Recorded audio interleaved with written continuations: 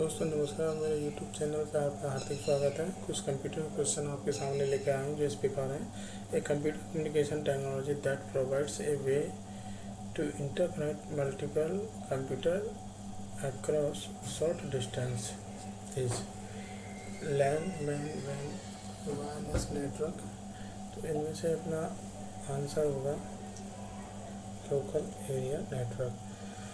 Interconnect multiple computer across short distance, कम दूरी पर जो अपने कंप्यूटर कनेक्ट होते हैं वो होते हैं लैन।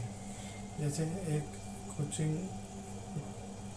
या कोई स्कूल या कोई कोचिंग क्लासेस जहाँ पे एक लैब बनी हुई है जिसमें कंप्यूटर 10 कंप्यूटर आपस में कनेक्ट हैं और 2 से अधिक कंप्यूटर आपस में कनेक्ट हैं, तो लोकल एरिया नेटवर्क होता है। और मैन एक सिटी से दूसरी सिटी में जो कंप्यूटर कनेक्ट होते हैं एक सिटी से दूसरी सिटी में, वो अपने नेटवर्क हो गया मेट्रोपॉलिटन एरिया नेटवर्क। ठीक है, जो मैंने शॉर्टकट्स लिखी हुई है यहाँ पे एरिया नेटवर्क, यहाँ से कॉपी ले लेते हैं। ठीक है, लोकल एरिया नेटवर्क की फुल फॉर्म आपके सामने ही है। और लैन मैन वैन FTP ये सारी फुल फॉर्म आपको दी हुई है, इसका आप स्क्रीनशॉट ले सकते हो। इसकी शॉर्टकट हम यहाँ लिख देते हैं। ठीक है, लैन की हो गई, मैन की हो गई। और वैन क्या होता है दोस्तों? वाइड एरिया नेटवर्क, जो एक कंट्री से दूसरी कंट्री में कंप्यूटर्स को आपस में जोड़ने का काम करता है। कम्युनिकेट कर सकते हैं हम एक देश से दूसरे देश में। ठीक है, बहुत विशाल रेंज होती है इसका, बहुत वाइड एरिया नेटवर्क होता है। इसकी फुल फॉर्म है वाइड एरिया नेटवर्क। ठीक है, उसका भी मैं यहाँ लिख देता हूँ आपको। ठीक है, लिख ही रहा है और ये भी चल रहा है अपना। और दूसरा है वायरलेस नेटवर्क। वायरलेस नेटवर्क अपना कौन सा हो गया? जो वायरलेस बिना वायर के जो चलता है, जैसे वाईफाई अपना नेटवर्क हो गया, तो ये वायरलेस की कैटेगरी में आता है। और लाइन तो आप समझ गए, जैसे एक कॉलेज में होता है, एक इंस्टीट्यूट में होता है, एक ही बिल्डिंग के अंदर होता है, जो कम डिस्टेंस पे होता है, जिसमें एक से अधिक कंप्यूटर आपस में कनेक्ट होते हैं, वो होता है लोकल एरिया नेटवर्क। और मैन होता है तो एक सिटी से दूसरी सिटी में। ठीक है, अगर एक शहर में भी है तो एक बिल्डिंग से दूसरी बिल्डिंग में जो कनेक्ट है वो मैन हो गए। तो वाइड एरिया नेटवर्क हो गया अपना एक कंट्री से दूसरी कंट्री में। ठीक है जी, इसकी फुल फॉर्म लिख देते हैं, ये हो गया। तो ये अपना पहला क्वेश्चन कंप्लीट हो गया है, जहाँ पे लैन इसका सही आंसर है। कंप्यूटर में एग्ज़ाम की दृष्टि से बहुत ही इम्पोर्टेंट क्वेश्चन है ये। Interconnect multiple computer across short distance, कम दूरी पर जिसमें कंप्यूटर्स आपस में कनेक्ट होते हैं। ठीक है, तो अपना हो गया लैन मैन वैन वायरलेस नेटवर्क, 4 नेटवर्क हो गए। ठीक है, एक और चलता है पैन, प्राइवेट एरिया नेटवर्क, वो पर्सनल होता है। ठीक है, तो अभी यहाँ दिया हुआ नहीं है वो, उसके बारे में बाद में देखते हैं। अभी जो क्वेश्चन हम पढ़ रहे हैं उसमें कितने क्वेश्चंस को हम सही कर सकते हैं। ठीक है, तो दूसरा क्वेश्चन अभी आपके सामने यहाँ पे लिखने से क्या करेंगे। ठीक है, दूसरा क्वेश्चन बता दे रहा हूँ। Which of the following is a platform free language? जो प्लेटफॉर्म फ्री लैंग्वेज है। ठीक है, देखिए दोस्तों, पहले जो चलती थी लैंग्वेज अपनी बेसिक चलती थी। ठीक है, फिर फोर्ट्रॉन, ठीक है, फिर सी लैंग्वेज, फिर C++, फिर जावा आई। तो इसका वजह से सही आंसर तो जावा है। और बहुत सी जो लैंग्वेज है जो पहले चलती थी जो अब काम में नहीं आ रही है। ठीक है, लेकिन अभी जो इसका सही आंसर है वो जावा है। और सी प्रोग्रामिंग लैंग्वेज में बहुत सारा कोड लिखा जाता था। ठीक है, जिससे कोडर को बहुत ज़्यादा डिफ़िकल्टी होती थी। उससे अपग्रेड आ गए हैं C++ जावा, तो इसका सही आंसर जावा हो गया। तो next question, which of the following is not an script language? इनमें से स्क्रिप्ट लैंग्वेज कौन सी नहीं है? स्क्रिप्ट लैंग्वेज इसमें से नहीं है, पोस्ट स्क्रिप्ट, 3rd नंबर इसका आंसर होगा। HTML जो है, जैसे इसका फुल फॉर्म आपको मालूम है, हाइपर टेक्स्ट मार्कअप लैंग्वेज, एक स्क्रिप्ट लैंग्वेज है।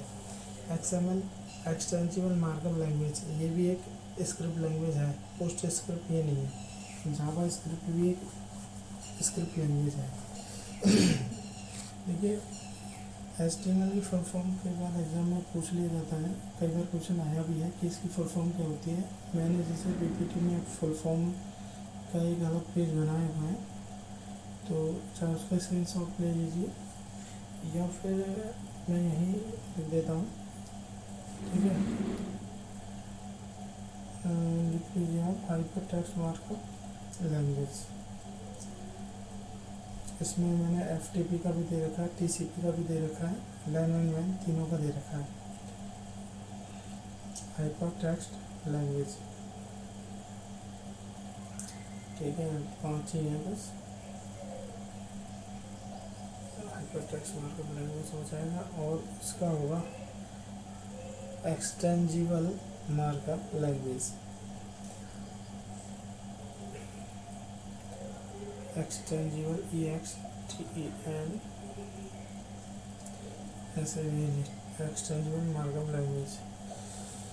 तो दोस्तों देखो, इसमें क्वेश्चन क्या पूछा गया है, is not an script language. Script language नहीं है तो पोस्ट स्क्रिप्ट लैंग्वेज नहीं होती है।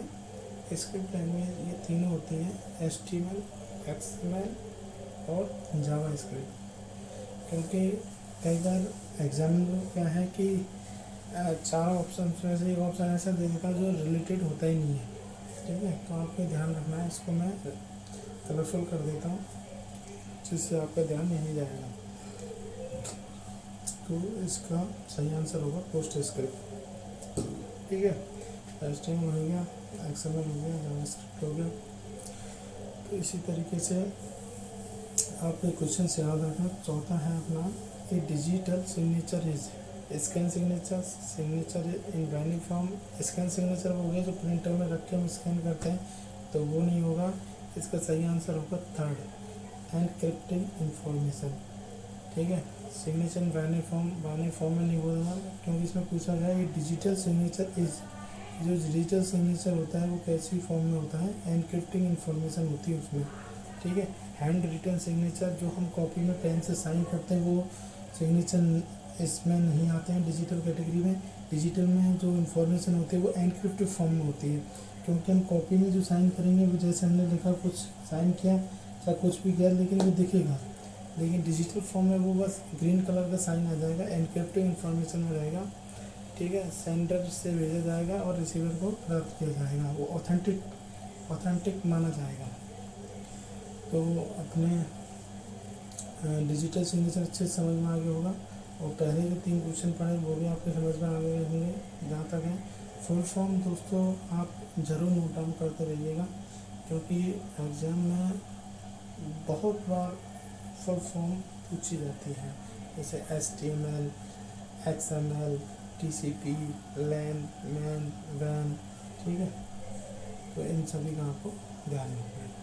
तो डिजिटल सिग्नेचर आपको समझ में आ गया होगा, एनक्रिप्टेड इंफॉर्मेशन होती है, ठीक है, जो डिजिटल फॉर्म में होती है। नेक्स्ट क्वेश्चन है हमारा, एक computer system that permits multiple users to run program at a same time. कि कंप्यूटर सिस्टम परमिट जो अनुमति देता है मल्टीपल यूजर्स को जो रन कर सके प्रोग्राम को eight a same time, same समय पे, एक समय पे। तो इसमें हमारा आंसर होगा मल्टीटास्किंग सिस्टम। इसका आंसर होगा नंबर 4, ठीक है। मल्टीटास्किंग सिस्टम, मल्टी टास्क मतलब एक समय में मल्टीपल टास्क को परफॉर्म करना। जैसे अभी PPT चल रहा है, हम चाहे भी वर्ड ओपन कर लें, वर्ड के बाद नोटपैड ओपन कर लें, नोटपैड के बाद इसमें गाने चला लें, गाने के बाद कोई सॉफ्टवेयर रन कर लें। तो ये क्या कहलाता है, मल्टीटास्किंग की, सेम समय पे एक से अधिक प्रोग्राम को टास्क को परफॉर्म करना, ये मल्टीटास्किंग सिस्टम के अंदर आता है। इसको बोल्ड कर देते हैं, जिसे अलग से हाईलाइट हो जाएगा। दोस्तों याद रखना, real time, multi programming, time saving, ये अलग तरीके के सिस्टम्स होते हैं। ज़रूरी नहीं है चारों ऑप्शंस कोई किसी से संबंधित हो, तो इनको भी हम नहीं पढ़ेंगे।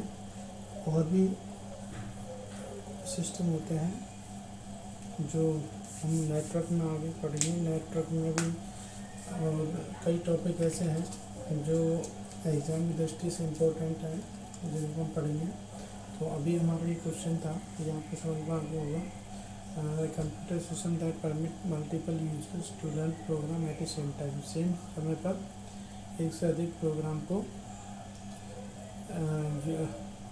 रन करना। ठीक है, तो 6 क्वेश्चन है अपना, mechanism to protect private network from outside attack, जो बाहरी अटैक होते हैं उनसे प्राइवेट नेटवर्क को सुरक्षित करना है फायरवॉल।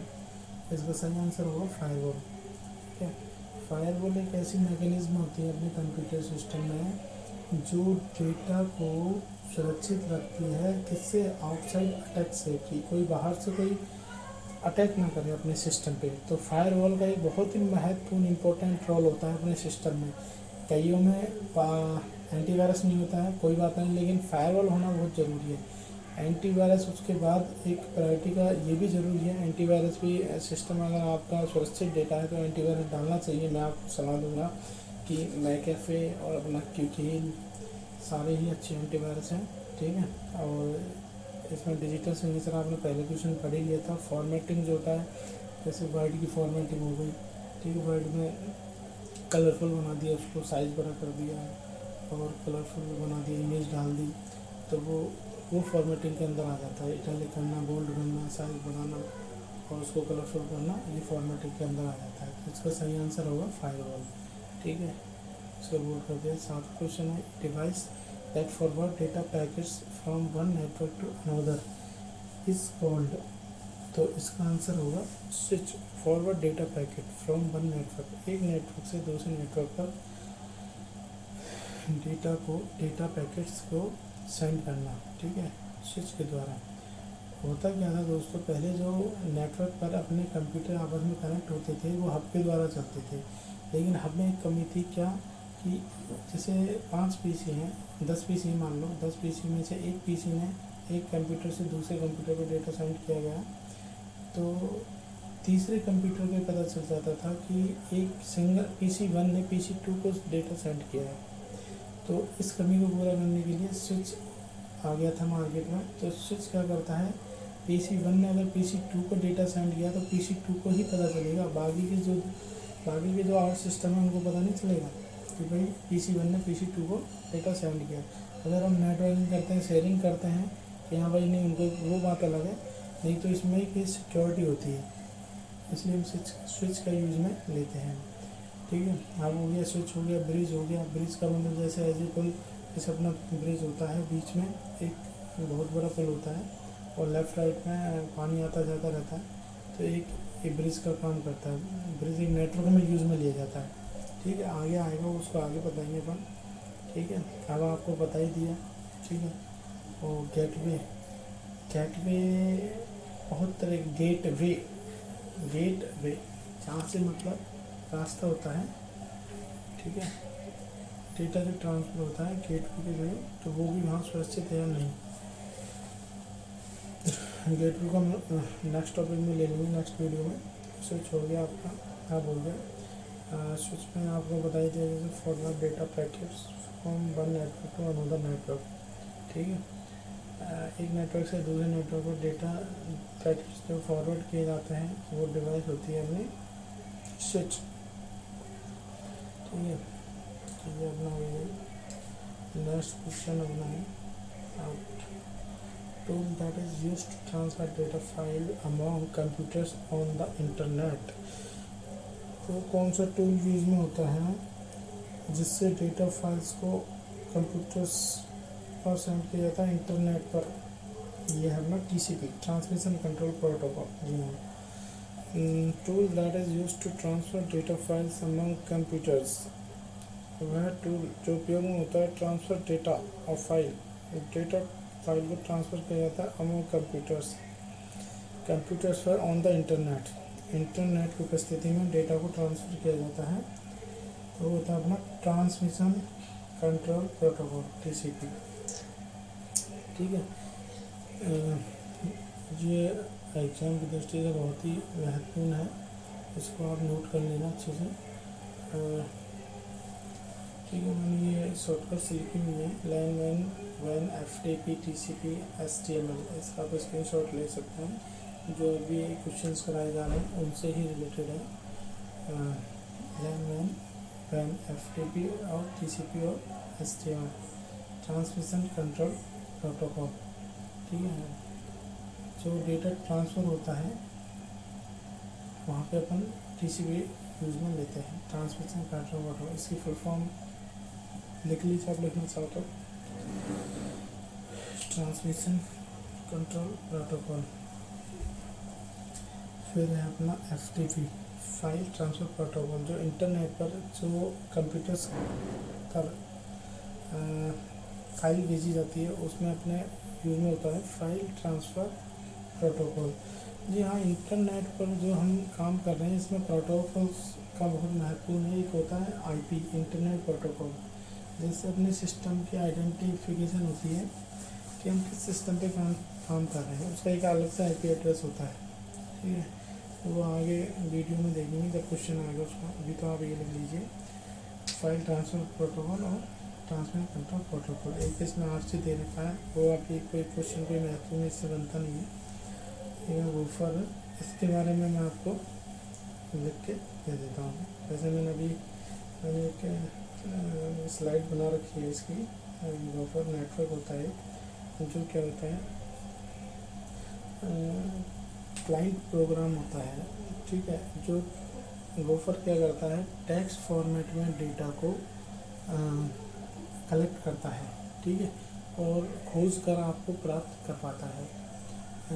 टेक्स्ट फॉर्मेट मतलब हो गया इन द सेंस, जैसे अपना कोई भी अपन गूगल पे सर्च करते हैं टेक्स्ट। ठीक है,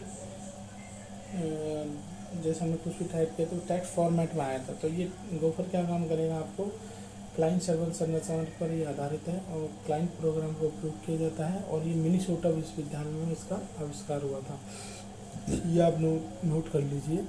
वूफर सिस्टम लोगों को टेक्स्ट इंटरफेस का उपयोग करके जानकारी खोजने और पुनर्प्राप्त करने की अनुमति देता है। टेक्निकली एक क्लाइंट सर्वर संरचना पर आधारित है, जहां वूफर सर्वर को खोजने के लिए वूफर क्लाइंट प्रोग्राम का उपयोग किया जाता है। ठीक है, ये मैंने हिंदी में इंग्लिश में दोनों में लिख दिया है, इंग्लिश में भी आप देख लीजिए। Gopher is an internet application, एक इंटरनेट एप्लीकेशन है that allows you to browse many different kinds of resources, जो बहुत ही ब्राउज मतलब फैच करने के लिए एक से अधिक डिफरेंट काइंड ऑफ रिसोर्सेज का अनुमति देता है। बाय लुकिंग एट मीनूज, जो मीनूज को देखने की, लिस्टिंग ऑफ इंफॉर्मेशन, जो भी इंफॉर्मेशन उपलब्ध है लिस्ट में है जो आपने सर्च की है। ठीक है, its function is easy to remember because of its name, इसके फंक्शन भी इसके नाम के अकॉर्डिंग बहुत ही सरल है। You use Gopher to go for. ठीक है, जैसे ही नाम से पता चल रहा है, information that is on other computers all over the world. Information जो होती है दूसरे कंप्यूटर में भी ओवरऑल वर्ल्ड में होती है, वो आपको फैच करके देता है। क्या, टेक्स्ट इंटरफेस का उपयोग करके जानकारी खोजने का काम करता है वूफर टेक्नोलॉजी। ठीक है, तो ये चाहे कॉपी पेस्ट करके वहाँ रख देता हूँ, चाहे आप यहाँ इसका स्क्रीनशॉट ले लीजिए। एक्चुअली में क्या है, मैंने कॉपी करके यहाँ डाल दिया है, तो मिनीसोटा, ये आप इसको सही कर लेना, मिनीसोटा विश्वविद्यालय ट्रांसलेट करोगे तो सही हो जाएगा। ये करते देखना जो वेबसाइट है उस पर। ठीक है, और भी जो भी इम्पोर्टेंट वेबसाइट है मैं आपको बताऊँगा, इसको यहीं डाल देते हैं पेस्ट करके। सॉरी, इसको हटा के जो वहाँ का जो मेन डेटा है कॉपी पेस्ट करके वहाँ डाल देते हैं, तो आपको याद रहेगा किस क्वेश्चन से रिलेटेड है। ठीक है, दोस्तों एग्ज़ाम की दृष्टि से बहुत इम्पोर्टेंट इसलिए है ये, क्योंकि इसमें 3 क्वेश्चन आपके बने। किस विश्वविद्यालय में इसका आविष्कार हुआ, तो मिनीसोटा विश्वविद्यालय में हुआ। ठीक है, टेक्स्ट फॉर्मेट में जो टेक्स्ट इंटरफेस होता है उसका उपयोग करके इसको खोजने का और पुनर्प्राप्त करने की अनुमति देता है आप। ठीक है, और किस संरचना पर आधारित है, क्लाइंट संरचना, सर्वर, क्लाइंट जो सर्वर संरचना है उस पर आधारित है। और एक क्लाइंट प्रोग्राम है जो जैसे आप देख ही रहे हो, है ना, लिखा हुआ है, पढ़ लीजिए। टेक्स्ट इंटरफेस का उपयोग करके जानकारी खोजने और पुनः प्राप्त करने की अनुमति देता है। टेक्निकली एक क्लाइंट सर्वर संरचना पर आधारित है, जहां गोफर सर्वर को खोजने के लिए एक गोफर क्लाइंट प्रोग्राम का उपयोग किया जाता है। हिंदी में भी लिख दिया है कि आप हिंदी में भी इसको पढ़ सकते हैं। ठीक है, हो गया इसका। अच्छा, क्वेश्चन का जो आंसर था मेन टीसीपी था। ठीक है, आप याद रखना, इसके साथ बता दिए मैंने। Transfer data files among computers on the internet. जो डेटा फाइल्स कंप्यूटर्स के बीच में भेजी जाती हैं इंटरनेट पर, वो टूल है अपना टीसीपी। कौन सा प्रोटोकॉल है? TCP, transmission control protocol. ठीक है, तो एग्ज़ाम की दृष्टि से, पेपर की दृष्टि से क्वेश्चन बहुत ही महत्वपूर्ण है। देखिए, अब आने वाले टाइम में इंफॉर्मेटिक असिस्टेंट सोशल साइट की वैकेंसी आएंगी, निकलेंगी, कंप्यूटर प्रोग्रामर की भी आएंगी, टीचर की भी आएंगी। तो अभी से ही क्यों ना हम तैयारी इसकी करें। देखिए ये कितना इंपॉर्टेंट क्वेश्चन है, आप पता लगा सकते हो। HTML हर जगह फुल फॉर्म पूछी जाती है, लेकिन यहाँ क्वेश्चन ही अलग पूछा गया। HTML is a programming language, scripting language, web browser. दोस्तों, नेटवर्क प्रोटोकॉल है नहीं, वेब ब्राउज़र ये है नहीं, स्क्रिप्ट लैंग्वेज है। ये हम पहले ही पढ़ चुके हैं शायद। स्क्रिप्ट लैंग्वेज इसका आंसर होगा। ठीक है, प्रोग्रामिंग लैंग्वेज आपकी आ गई जावा, C++। इसका आंसर होगा स्क्रिप्ट लैंग्वेज। नेटवर्क प्रोटोकॉल में काम आता है। नेटवर्क में वेब ब्राउज़र अपने जैसे गूगल क्रोम हो गया, ठीक है, विंग हो गया, ये अपने गूगल क्रोम के एग्जांपल होते हैं। कई बार वेब ब्राउज़र का पूछ लिया जाता है कि वेब ब्राउज़र कौन कौन से होते हैं। तो वेब ब्राउज़र अपने होते हैं गूगल क्रोम हो गया, ठीक है, ओपेरा मिनी हो गया, वेब ब्राउज़र मोजिला फायरफॉक्स हो गया, वेब ब्राउज़र। ठीक है, और अगर एंड्रॉयड मोबाइल में जाए तो यूसी हो गया। ठीक है ना, तो ये आपको याद रखना है। और अपना विंडो का जो मोस्ट इम्पोर्टेंट ब्राउज़र है वो इंटरनेट एक्सप्लोरर रहेगा। ठीक, तो ये सभी आपको याद रखना है वेब ब्राउज़र के लिए। 10वां क्वेश्चन आता है, which of the following is the fastest media of data transfer. Data transfer जो सबसे फास्ट मीडिया यूज में लिया जाता है कौन सा है? इससे फास्ट डेटा ट्रांसफ़र होता है। टेलीफोन नहीं है, ट्विस्टर नहीं है, कोएक्सियल नहीं है, इसमें फाइबर ऑप्टिक जो मीडिया है वो बहुत ही फास्ट डेटा ट्रांसफ़र करता है। जी हाँ, अपने जैसे फाइबर के आजकल इंटरनेट कनेक्शन लग रहे हैं, अंडरग्राउंड भी लग रहे हैं और वैसे भी लग रहे हैं, जैसे अपने एयरटेल के भी हैं, जियो के भी हैं। वो फाइबर ऑप्टिक जो टेक्नोलॉजी उस पर वायर पे लग रहे हैं, बहुत मोटा वायर होता है ये। ठीक है, इसमें बहुत ही मतलब लेयर चढ़ी होती है, तो इसमें अपना जो कनेक्शन है वो इतना फास्ट होता है, बहुत ही फास्ट होता है। एक और क्वेश्चन है जो बहुत ही इम्पोर्टेंट है, telnet is a service that runs. Telnet जो है टेलीविज़न नॉट रिमोट प्रोग्राम, इसका सही आंसर है remote program. Telnet is a service that runs remote program. Telnet एक सर्विस है जो रिमोट प्रोग्राम के लिए यूज़ में ली जाती है। ये बहुत इंपॉर्टेंट क्वेश्चन है, शायद ये आ चुका है किसी एग्ज़ाम में। ठीक है, तो रिमोट, देखिए आप रिमोट का मतलब क्या समझते मालूम है? ये टीवी वाला रिमोट नहीं है, ये रिमोट अपन अगर कंप्यूटर में बात करें रिमोट प्रोग्राम, तो एक पीसी को दूसरे पीसी पे हम कैसे एक्सेस कर सकते हैं पूरे सिस्टम को। ठीक है, तो एक आईपी एड्रेस के द्वारा अपन एक्सेस कर सकते हैं। जैसे मैं बैठा हूँ इंडिया में और कोई अमेरिका वाला विदेश का बंदा मेरे कंप्यूटर को एक्सेस करना चाहे तो मेरा आईपी एड्रेस डाल के वो एक्सेस कर सकता है। ठीक है, इसको बोलते हैं रिमोट लॉगिन कहते हैं इसको, वैसे रिमोट लॉगिन। पर रिमोट प्रोग्राम यहाँ पर सही आंसर है, रिमोट आंसर इसका सही आंसर होगा। ये रिमोट की मैंने आपको परिभाषा बताई थी, एक बार क्वेश्चन पूछा जाता है रिमोट लॉगिन क्या होता है। ठीक है, तो उसमें आपको ध्यान रखना है। तो दोस्तों, मेरे चैनल को आप लाइक करना, सब्सक्राइब करना, शेयर करना, क्योंकि मैंने